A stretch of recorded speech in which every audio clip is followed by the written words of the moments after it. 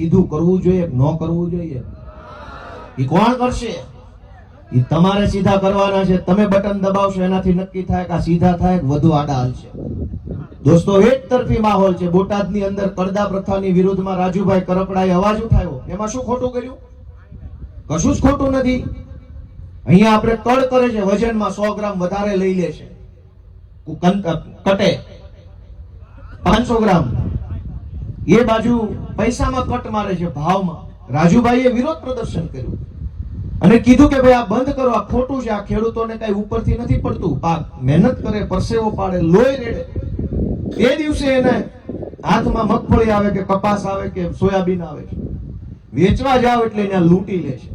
એ લૂંટનો વિરોધ અમારી આમ આદમી પાર્ટીએ રાજુભાઈના નેતૃત્વમાં, પ્રવીણભાઈ રામના નેતૃત્વમાં કર્યો.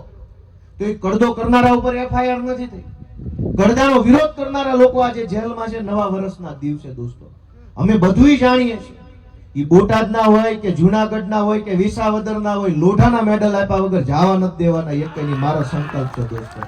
અમને બધું આવડે છે, પણ તમે અમારા હાથ મજબૂત કરો ને એવું હું તમને હાથ જોડીને વિનંતી કરું છું કે અમારા હાથ મજબૂત કરો, થોડાક આશીર્વાદ આપો. તમે આ લોકો હાવ પેધી ગયા છે.